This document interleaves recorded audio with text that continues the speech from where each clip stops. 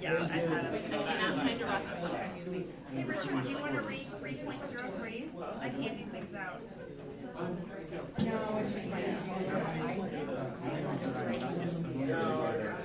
you're good. It's pretty straightforward.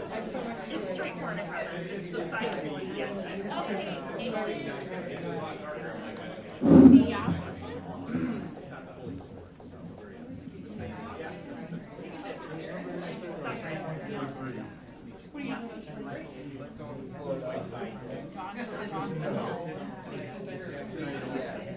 Oh, thank you. As long as they get up here. I mean, I like having them come forward. Do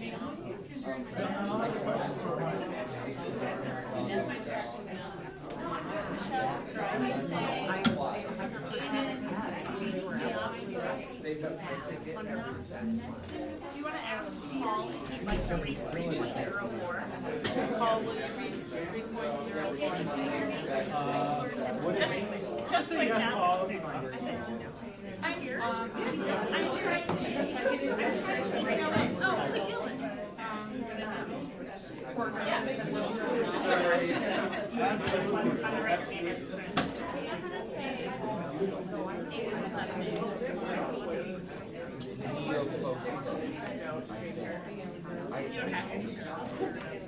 We'll just blame it on you, Dylan. I'm pretty sure it's neophotic. Like around that. I should know. He's been in my class for the last 6 years. I told you if it was over time. I know. I'm just giving you a hard time. Okay. I said if this is over enough. Cold. I'm pretty sure she's ready.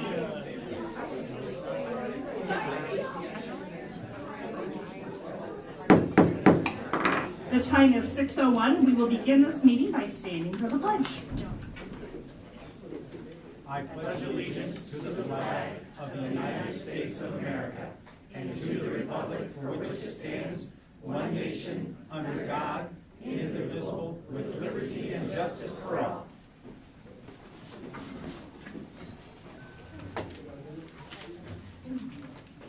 Thank you. That brings us to 2.01. Do I have a motion? I move that we approve the agenda as presented. And a second, please? Second. Any questions on said agenda? Hearing none, roll call. Director Castro. Yes. Director Champion. Yes. Director Dorter. Yes. Director Eastman. Yes. Director Lynch. Yes. Director Pevich. Director Smithson. Yes. Motion carried 6-0-1. Thank you. That brings us to 3.01. I will turn it over to Linda. Congratulations to the speech and debate team for their performance at the IFL state tournament the weekend of March 4th. The following students returned with trophies: Zach Adams, Ava Holmes, Haley Koch, Max Rantilla, and Charlie Silver. This year, Simpson College was the host of the IFL All-State Tournament for the first time and awarded scholarships to the top performers. Each student above was awarded a $2,000 scholarship to Simpson College for making it to the final round of competition at the IFL State Tournament. Congratulations. Thank you. 3.02. Joanna.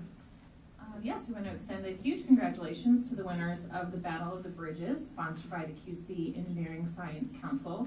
The Bettendorf High School team of Paul Schwartz, Aiden Neophotis, and Dawson Nelson. They had a bridge break at 218 pounds. Their bridge weighed 0.27 pounds and had an efficiency of 807%. Congratulations.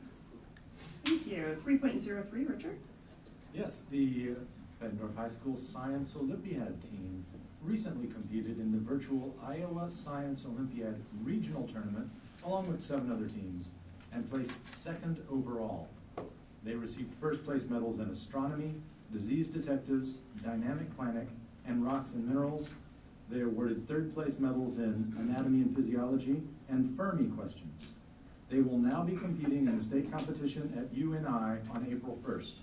Members of the team are Jack Gustafson, Cooper Rowland, Lucas Witt, Henry Flown, Michael Farmer, Kaylee Wolf, Heath Leone, Declan Hancock, Anna El Mutamba, and Ariana Visi. And I believe at least one of these is here with us tonight. Congratulations, sir, and to all of your colleagues.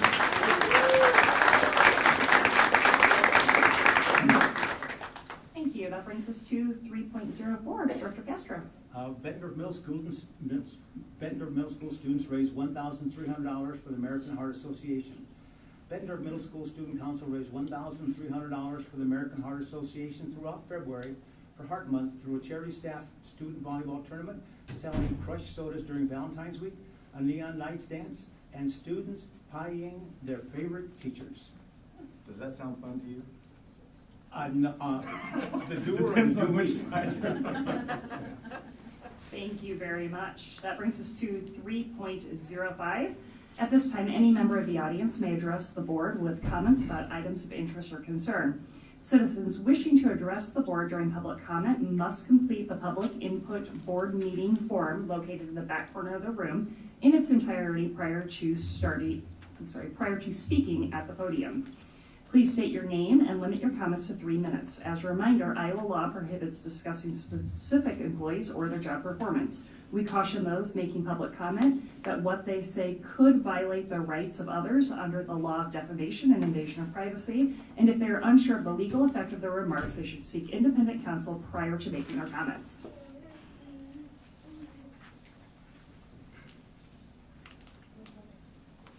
All right, moving right along, that brings us.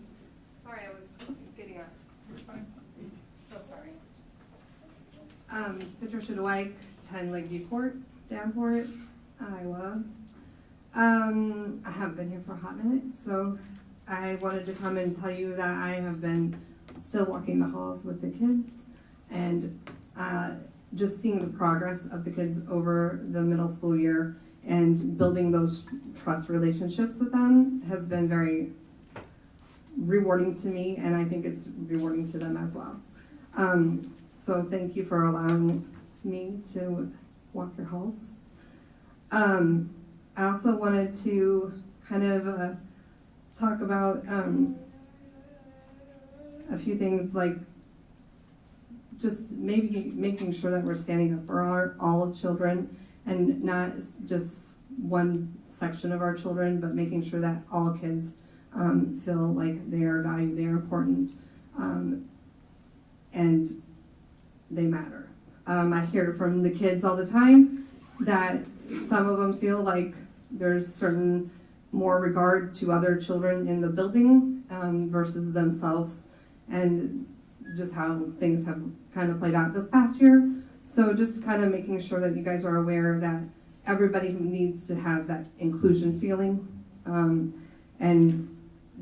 be taken care of, I guess. And then I'll read Psalms 82:3 tonight.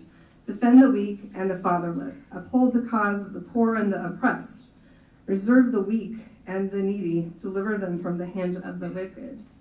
So God is calling us to help everybody in our lives that we come in contact with.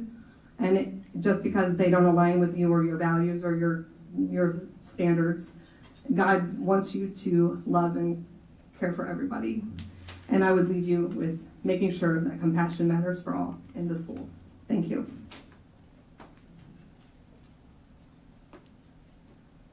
Anyone else may step forward at this time? Brings us 3.06, board shared communication. Director Pevich, we'll start with you, sir. I have nothing. Director Dorder? I don't have much to share tonight either, thank you. Thank you. Director Lynch? Well, I'll not continue the trend. Go right ahead, sir. I've actually been out in our community a little bit lately. I got to see a little bit of middle school basketball, the last game of the season. That was nice to see. I got to see Bettendorf really well represented at the Regional National History Day competition at St. Ambrose earlier this week. It was quite impressive. I got to hear the parade of bands also this week, and I have to say, I was struck. I think we got a very, very talented 5th grade. They sounded so impressive for folks who have just been playing an instrument for less than a year. And I am excited to hear how they sound when they get to the high school. And finally, I got to walk around and share with my neighbors Information about the vote. Obviously, the bond referendum did not pass, but being a little election data geek like I am, I went and looked back, and I was surprised to see that we had almost identical turnout as we did in the bond election in 2018. 15.x%. Almost identical. And though we've still got a long way to go, in 2018, only 35% supported our bond proposal. This time it was closer to 42. So we've made a little bit of movement. We've still got a long way to go. We've got some tough problems to figure out, but I think there are some good signs there. Thank you for letting me share. Thank you. I'll share quickly. Last week we were in a board development meeting and took a pause and ran. We actually ran to go listen to the show choir, and man, was it worth it. It was so, our kids are so incredibly talented, sat in the front row and stared. It was amazing. So thank you for inviting us, and thank you for putting on such a wonderful performance. I think all of my colleagues would agree it was amazing. Absolutely. Director Champion. You took the words out of my mouth, and I was going to say that there's commonly stuff going on the PAC during our meetings, and I would have no problem maybe once a month if we all walk down there for 10 or 15 minutes. And I think we could even sneak into that side foyer area and not disturb anybody. So I just wanted to say thank you for Dr. Morse, and I think Melissa and Laufenberg helped get that arranged and cue us in there on time. So I just want to wish staff a good spring break, and the ones that don't have to work, and they can enjoy their time off. Thank you, Director Smithson. I echo the sentiment on those on show choir. It was amazing. I also got to hear the 7th and 8th grade choir sing on Monday night. It was wonderful. And I don't remember what the third thing I was going to say is. I know Dylan will cover you, but I'm sure you will. sponsoring those cookies. Director Castro. Just shortly, we're under the consent agenda. We're going to approve the retirement of Roger Wilming, longtime outstanding language arts teacher at Bettendorf High School, many years. Been a mainstay, a rock solid, rock hard performer in that group in the language arts at the high school. He represented the BEA as a president for many years, and he just has been kind of what Bettendorf is all about as far as teaching kids, wanting to do the best for their kids. He's a Renaissance man. He can make guitars out of cigar boxes. He can fix cars. He can ride Harley motorcycles, and he's just a great man. So it's sad to see him go, but happy for him for his future and whatever waits Roger Wilming. Thank you. That brings us to 3.07 BEA report. Welcome. Since everyone else has flown the coop, I'm here. I've got a few here representing, but Sarah Rader, and I'm the secretary of BEA. Just wanted to say good evening to everybody, and that the BEA negotiations team has been hard at work finalizing our proposals, and we're ready to meet with the central admin team right after spring break to begin the negotiations. So our team consists of Kate Burke, Emily Cullison, Laura Lee Cole, Mark Kuntz, Lori Donville, and Jake Kopnick, and myself. Presidents Kate and Emily are currently out in San Francisco. A little bit nice, well, they said it was raining. I don't know if I buy that though. But they're at the NEA Summit and are looking forward to returning with some cool ideas to share with our members. And then finally, we would like to thank everyone who turned out to vote in favor of the GO bond.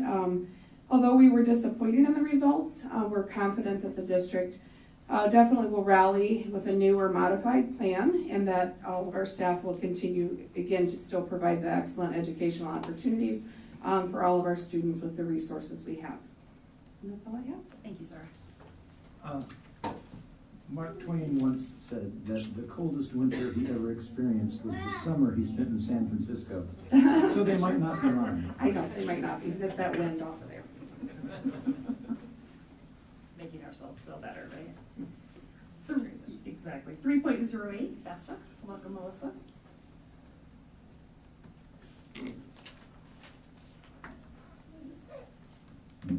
Good evening. I'm going to start with saying I had no idea what they were going to say before they got up here, as I read mine. The weather outside definitely does not say spring, but I think I can speak for everyone when I say we're ready for spring break to start next week. I hope everyone has the opportunity to relax and spend some time over break doing something they enjoy. BESA had our monthly meeting on March 6th, and we'll hold our roundtable meeting after spring break. And our negotiations team is working on our opening proposal and look forward to some very productive conversations surrounding our secretaries and paras as we work to solidify our contract for next year. To say we're disappointed in the failure of the GO bond to pass would be an understatement. While we appreciate everyone who got out and voted, we really wish that the result would have gone differently. Investing in our public schools not only benefits our students and families, it can also increase property value in the district. Our staff will continue to do what we do every day despite the failure of the bond to pass.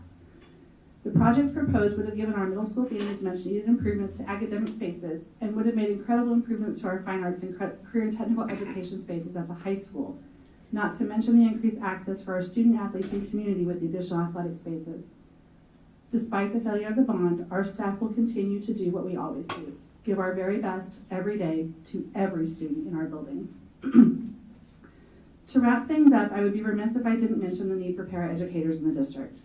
We have posted open positions in all levels and would love to welcome new staff to our teams. BCSD is an amazing place to work, and our students are definitely worth the investment. Thank you. Thank you. Brings us to 3.09, BSSA. Do you have a representative today? Moving right along, 3.10. Student Board Representative, Dylan. I still had another report to go. Okay, good evening, everybody. It's good to see you all. I'm just going to give a brief little report tonight, and we have some exciting updates for Student Council. So, starting off, we have the Dance Marathon still going on. We have a few things that are wrapped up. Bulldog Charge. We brought in about $900, which we made $350 after expenses. So, this fundraiser, we still consider it a success, but it wasn't as successful as it has been in the past.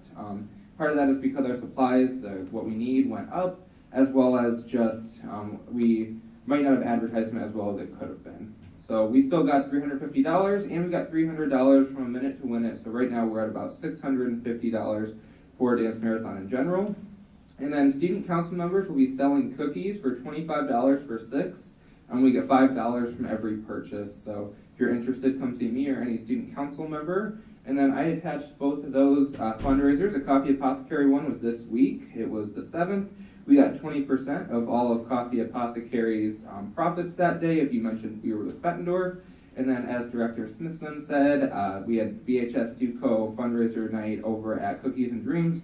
We got 20%, and that's going on until 7. So wrapping up here shortly, and we're hoping to get some money from that. And then our big event will be the 29th.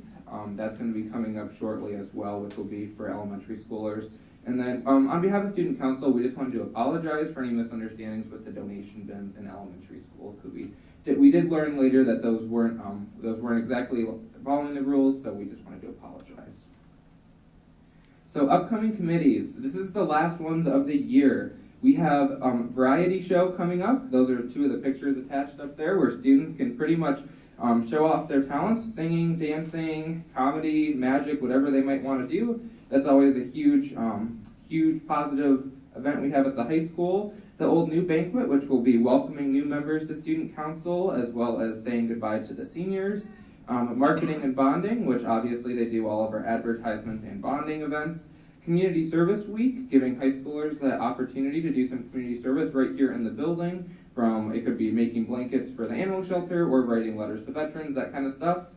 And then we have Homecoming and Hunger Drive Prep, where we will be prepping for the next season. That could be prepping for the themes, the parade stuff, and then for Hunger Drive, looking into some partnerships right away.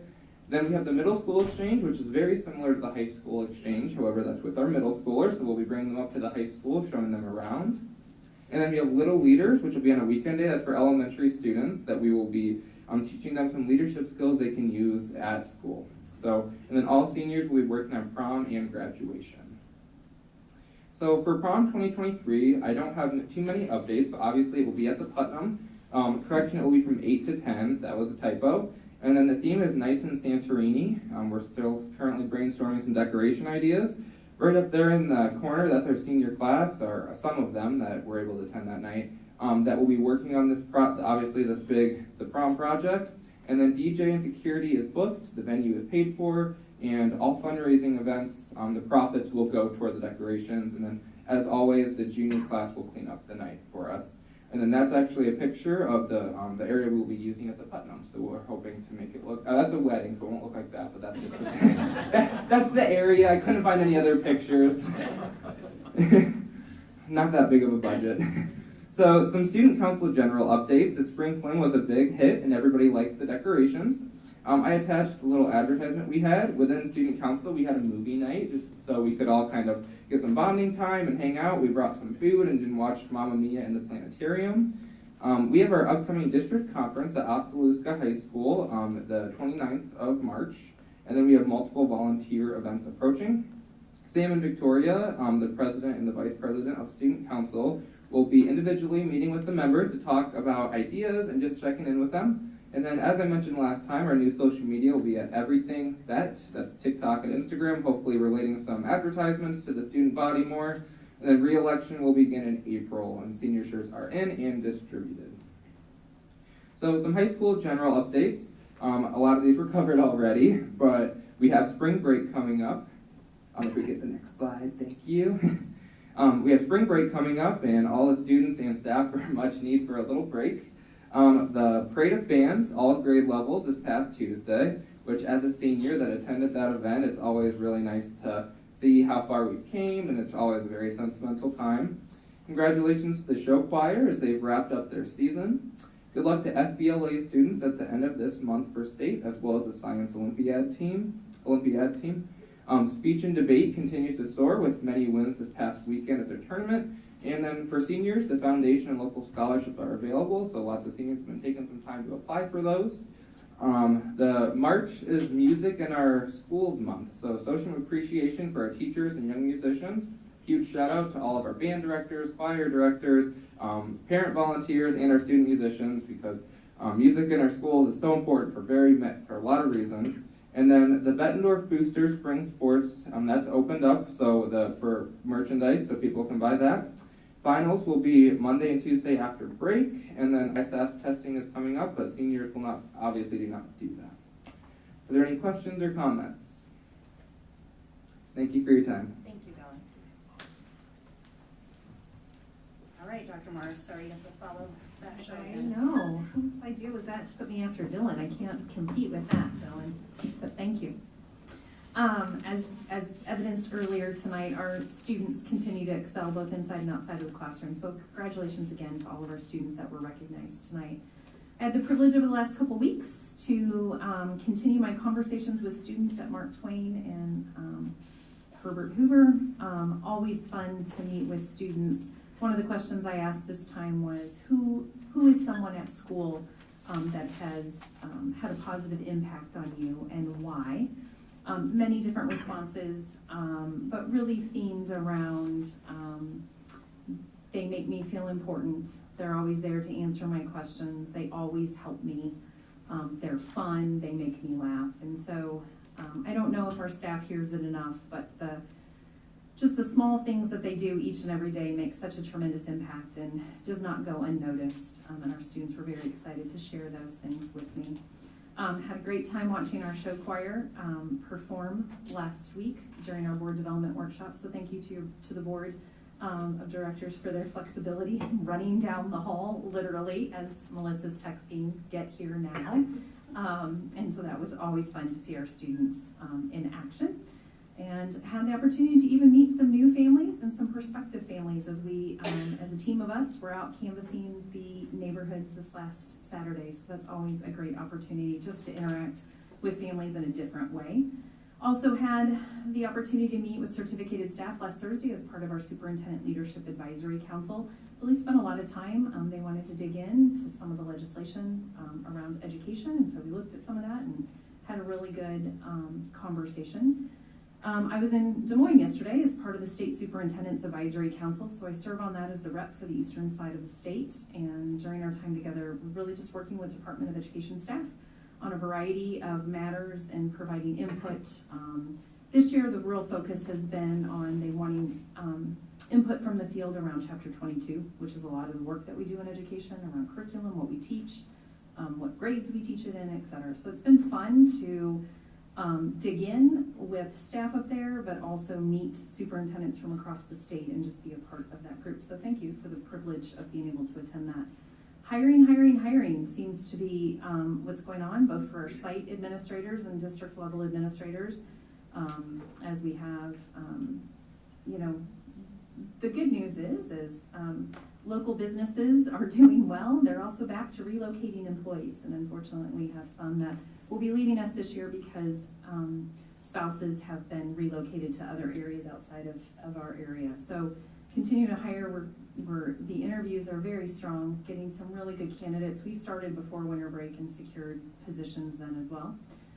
In terms of the GEO bond, thank you again to Celeste Miller, our Director of Communications, and Kurt Pratt back there, our Director of Operations, for everything they did to coordinate efforts to keep us all in line throughout the past 2 months around our campaign. I want to thank our entire administrative team and staff who worked with us to get the word out, answer questions in the community. And while, as we said earlier tonight, that outcome was not what we had hoped for, we are appreciative of our community who came out to vote on Tuesday. It was a great learning experience, and just, in a way, just to show what our students need to continue. But as was so eloquently stated by Sarah Rader and Melissa Laufenberg, we, as a team, will continue to provide our students with high quality and rigorous learning opportunities each and every day. And will not stop what we do just because that outcome wasn't what we had hoped for. As Director Castro shared, so he got out ahead of me, a longtime Bulldog, Roger Wilming, has made that decision to start the next chapter of his life. Excited for him, sad for us, but he will be retiring at the end of the school year, and we only wish him the best as he moves on. But he may fall victim, like Dan Drexler did. We might be able to pull him back in after 6 months. And I saw Dan today. It was great to see him. As he had a hand in our students who were recognized for their bridge building efforts. They're on to the trebuchet and then the boat regatta. So, my sincerest wishes to our BCSD staff, students, and families for a wonderful and well-deserved spring break. Can tell it's that time of the year because it snowed today. And it always seems to snow since I've been back in Iowa, somewhere right around the beginning of spring break. And so I knew it was spring break time today. And that's all I have for tonight. Thank you. Brings us to 4.01. Do I have a motion?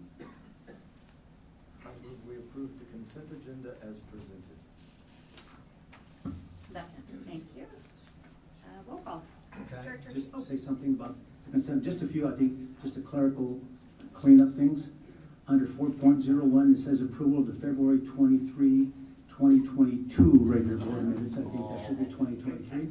Thank you. Under 4.02, it should be approval of the March 9th, 2023 bills. Thank you. And under 4.04, under the homeschool assistance program, there should be an agreement, I believe, for 23-24. Thank you. Yep. Fortunately, all the documents attached have been All right, They're I all noticed that correct. when I opened it. They're all correct.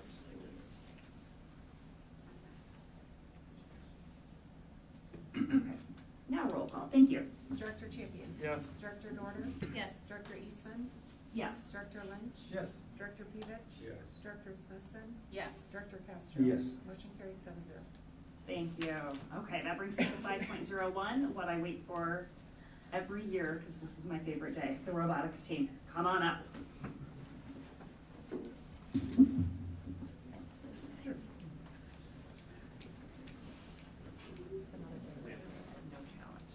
Hello, my name is Eric McCoy. I'm the head coach of the robotics team. My assistant coach Andrew's in the back there as well. What you see here is about half of my team. We've got 16-ish students on the team this year. We just competed at our state tournament last Saturday in Iowa City. Performed really well. We were in the black division, or sorry, the gold division. We were one of the alliance finalists, so we were selected amongst the other 24 teams in our division as a teammate to compete in kind of the playoff format, if you will. Just a little bit about the game we play this year. Every game, every year changes from season to season. Starts in September and goes till about March. If we're lucky enough, we'll compete in April at the World Championships. This year we did not qualify for that, but it's always a goal for next season. The field is always the same as a 12-foot square, 12 foot by 12 foot with a 1 foot high wall around the outside. The game this season was to pick up 5-inch traffic cones, so to speak, with a hole down the center. We had to put them onto junction points throughout the field. About every square tile was a corner, and it was a 30-inch high or so pole all the way down to a ground level junction. So to pick up a cone and put it on a junction point to collect points. The most points in that match wins. The alliances are 2 teams per color, so there's a red alliance and a blue alliance. The every match is 2.5 minutes. The first 30 seconds is completely autonomous. So the robot drives itself using sensors on the robot, points in the field, determine where it's at to score points during autonomous mode. And then the team that you'll see today will pick up controllers, like Xbox controllers, and you literally drive the robot and strategize the best way to score the most amount of points and hopefully win and defeat the other alliance. So at this point, I'll let Robert start talking and let him show off kind of what we do. Well, first off, I guess the team members that are here, we're going to introduce ourselves down the line. So, Robert. Although you have a good speaking voice, so. Hello, I am Robert Day. I'm going to introduce down the line here. I'm going to let them come up, but I'm a sophomore this year. I was also part of the drive team, so I got to drive this year's robot around at all of the competitions and everything, which was super exciting here for my second year. My name is Connor Brooks on this team, and I do a lot of the technical side, the programming, and also some design help. And Michael, you go there. I'm Michael Farmer. I'm a junior. This is my 3rd year on our robotics team, and I am the lead programmer for our team, and I was also the driving coach, telling them what to do and how to strategize during games. I'm Rowan Schulk. I did a lot of the building side of the spectrum for building, and I'm a freshman. This is my first year. I'm Jordan DeSimone. I'm a freshman. This is my first year. I just help build.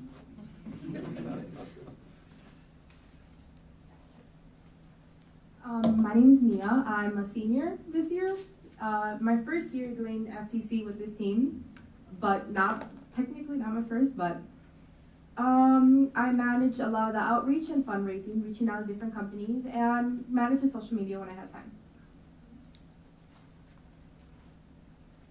Hello, my name is Josie Wells. I am a freshman currently, and I was lead fundraising. I did lead of outreach, and I was a human player, so I was the only person that was allowed to put my hand into the arena with the robots.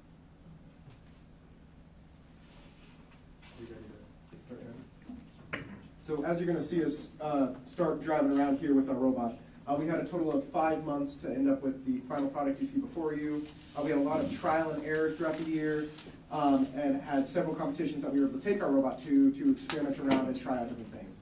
So what you're seeing right now is in the center of our robot, we have a linear slide system, which kind of works like our elevator with pulleys and everything that allow our claw to be able to grab the cones you see.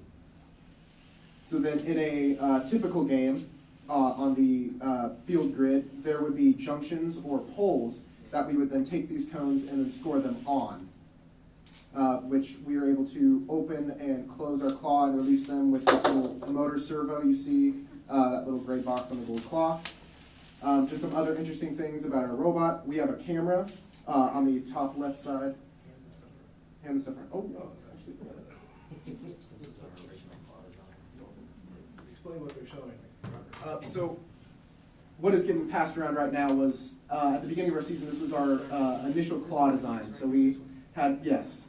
So what that would do is one of those prongs would go in the cone and the other one on the outside, and it would pinch it in order to be able to pick up the cones. And then the one that follows was our secondary model, which worked much better, being able to grab and secure cones more solidly, and then we reprinted it again, which is where you see the gold one on the robot. So are these done by a 3D printer? Yes, they are 3D printed. Is the robot's name Paul? Yes. I was just going to ask that. Very smart. In right there. Paul, its name is right at you, see? Yeah, Paul. Oh, well, I'm glad to meet you, young man. Oh, it's right back.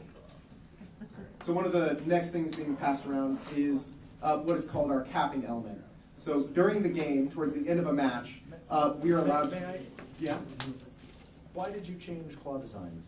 Well, so From the old one. that initial claw design worked very well for some of the easier rounds, but as we started realizing that we were going to need to be able to move faster, pick up and score cones a lot quicker, as we started moving around the field, it actually didn't have as good of a grip as we initially thought, and the cones would swing and get dropped out of there rather than being able to grab them from the side, which is why we ended up choosing. And then the other thing is our original grip is just surgical tubing, where then on our new claw, I forget what that is.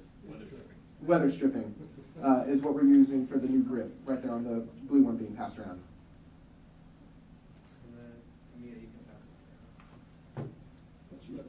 So what we're passing around on the left is we have a paper sleeve. You can actually take the sleeve, the paper off of it, and you can see what's under it, which is, so that is the provided, basically designed for a cone.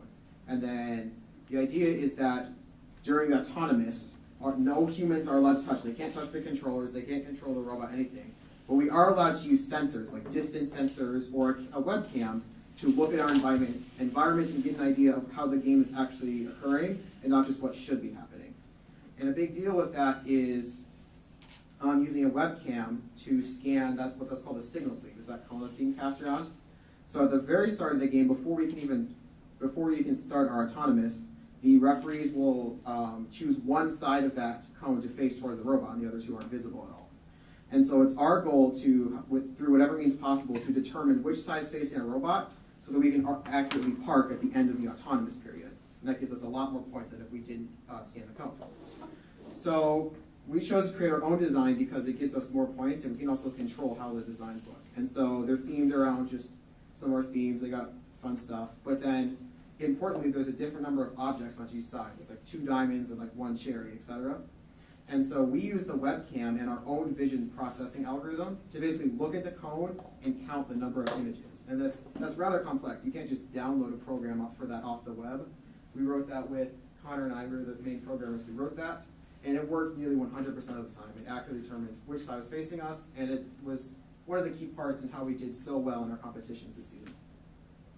So is the color of the objects on the 3 side irrelevant? It's just the number? Yeah. So we actually initially did it color-based, and that was what a lot of other teams did. But we found that, like, in different lighting conditions, like Coralville's like Extreme Arena versus a high school gym, the lighting conditions are so different that the colors would look really different on camera.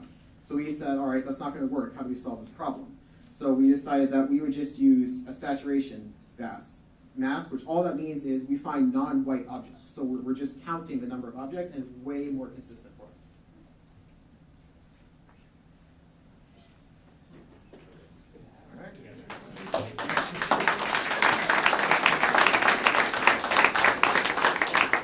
Any other questions? No, you said this one component was rather complex, and I'm thinking this is all rather complex, and I'm struggling to keep up.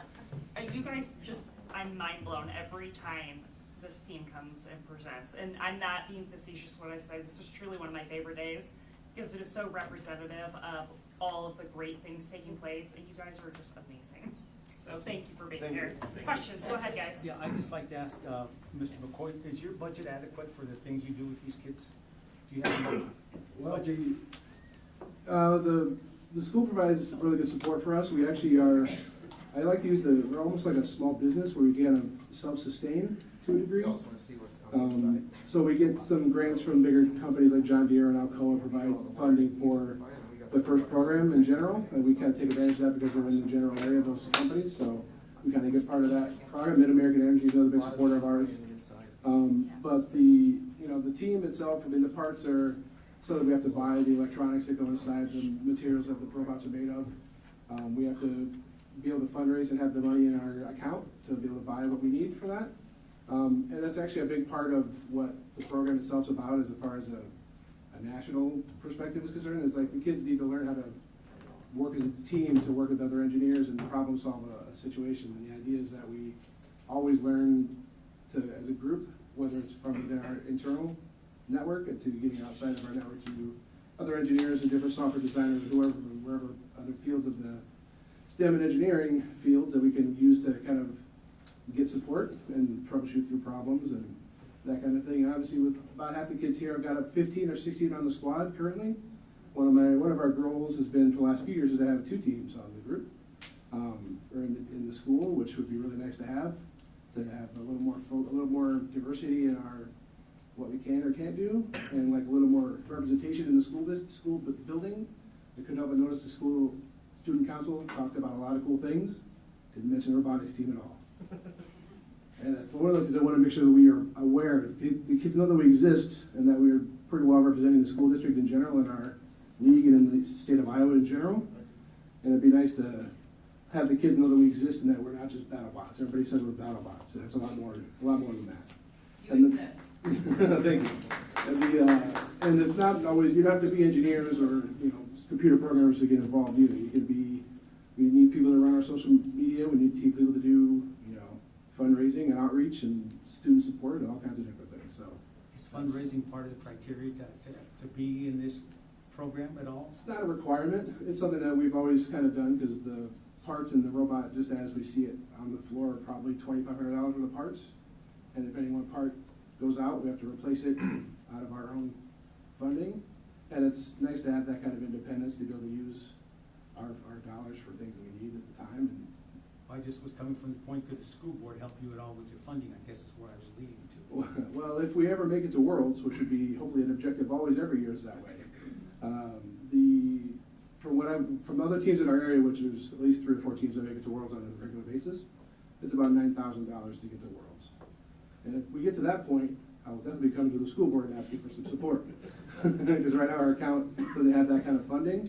But, the team always asks me every year, how do we get to Worlds? What's it going to cost to get to Worlds? How much does it take? And I'm like, I don't know, make me figure it out. That's kind of always been my answer to that question. So. Is this a class that they are in, or do they do this after school on Saturdays? Or they do have a robotics class in the building, but it's not this specific. It's more basic design, but this is actually an extracurricular program. We practice after school. We practice on Saturdays. We get together. Our competitions are usually on Saturdays, out of town sometimes in Dubuque and Iowa City and Galesburg or Burlington. I was getting them mixed up. We compete at 5 or 6 times a year, and we start, like I said, end of September. They have the international reveal of the game. All the kids get excited. We get together at used to be John Deere headquarters, but now it's at the Augustana College last year, and they have the actual field that we're going to compete on that day, so you can see the elements and see the field, and the whole world sees the same reveal at the same time. And we all get to, there's a lot of YouTube videos on 3-day builds and different ideas and theories on how to design a robot and play the game. And we start one way and go through the rest of it. So that's kind of how our season goes. Just one more question. Instead of those orange cones, like, could you do like red Solo cups and bring it to me like along a swimming pool? Yeah, I can't promise it's going to all be full when you get there, but we'll get it to you. All right. Some of the water and electronics didn't really not go together. So I wasn't thinking of water. Hey, could you introduce this gentleman? This is Mr. Andrew Taylor. He's my assistant coach, and him and I were IT people. We're not educators. So yeah. I got involved when I was doing IT support for the district. I did 7 years. I worked for 7 years here. Yes, you did. And 5 years or so, I've been doing different jobs, different place. Same idea. But I got involved with kind of setting up the lab originally, and the teacher was like, "What is this square thing in the middle of this room? It's a giant square box. I don't know what's going on." And she was like, "Come on down to a tournament. We got the thing at West High School." So I went down there. Miss Carton, who still teaches in the district, was kind enough to have me come out, and I went out there and I watched the game, and it was pretty interesting. And then the next season, Mr. Drexler, actually, we just talked about earlier today, he was dealing with the high school robotics team, the middle school robotics team, and football and coaching all at the same time. So he asked if I could step in and kind of become an assistant coach, and I did that, and the rest is history. So I've been doing this for 6 years now. I referee tournaments, and I was refereeing at state this last weekend.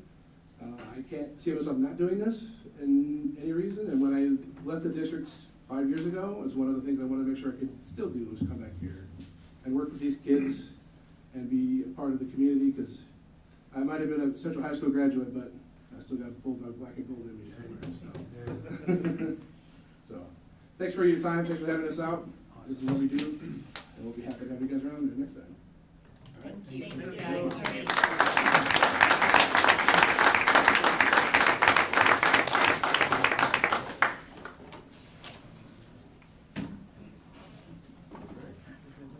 brings us to 5.02, first and final read of policies. Do I have a motion? I will make a motion to approve 5.02, policies as And a second, please. Second. Dr. Morse. These are some new policies that have been added to go to align with our board policy 710.1 school nutrition program. So these were added and recommended by IASB to better comply with federal legislation and is required through our Iowa Department of Education. So pretty straightforward. You've got the exhibit, the complaint form, and the procedure that we are asking you to review and approve this evening. Any questions about them in particular? Can you just give me an idea of what a civil rights complaint for nutrition is? A civil rights complaint for nutrition? Yeah, it could be that either someone feels we are not meeting the requirements, the federal requirements for the nutritional standards for food, could be one example. So when a district takes federal monies for the free and reduced lunch program, there are certain nutritional guidelines that go along with that. Could be a complaint against that. Could be a complaint that maybe someone feels they've qualified for free and reduced services and they didn't qualify. They could file a complaint. Doesn't mean when they file a complaint it's going to be founded, but there are two that come to mind. So the reason that these are separate is because it's the nutrition program, which is federal funds? Federal funds, yes, and it's our enterprise fund. So if you remember, it's a self-sustaining enterprise fund, school nutrition services. So they do not access general funds. No, right, but I'm just in general, we have ways for people to complain. I'm just wondering specific to nutrition. I'm just wondering why we need new policies for nutrition, but this is because this is a somewhat federally funded thing, or what? That is my understanding when these new policies came through as we were reading those. Because we are required not only to follow state laws, but federal laws if we're going to receive federal funding. I know it looks like perhaps there's a different location to send these complaints to. They're not going to. I understand it. Going to the Department of Agriculture because it's such a specific program. So, are you finished, Dr. Peters? I'm sorry. No, I just don't know why agriculture has to do with civil rights from somebody from a nutrition standpoint. It's just, I'm just a little foggy on why we need a new, we have complaint forms. Why can't this just go under a general complaint form? But it's fine. Because it's a different entity that would be involved receiving in that. Okay. It wouldn't go through our district, like we wouldn't, am I correct in that we wouldn't investigate it, goes to its outside entity who then comes in and investigates? Just like when there are other civil rights complaints filed, we do investigate those, but those are filed through an entity and then we work with sometimes legal counsel who then works with that Office of Civil Rights to investigate it, depending on the level of the complaint and what that, it's a little more complicated than just goes there. But yes, they file that complaint, it is then logged in to the entity that's listed. I don't have it memorized. School Food Authority, Yeah, thank you. SFA. I have that regulation up, I don't have. SBA. Director Castro, did So you have a just, question? Chris, so all school districts in Iowa have to have these three policies in, is that right? Yes. Okay, thank you. Any other questions? Roll call, please. Director Dorder? Yes. Director Eastman? Yes. Director Lynch? Yes. Director Pevich? Yeah. Director Smithson? Yes. Director Castro? Yes. Director Champion? Yes. Motion carried, 7-0. Thank you. That brings us to 6.01, upcoming events. Thank you, Celeste. Please take note of the date changes on the April meetings. All right, and that brings us to 7.01.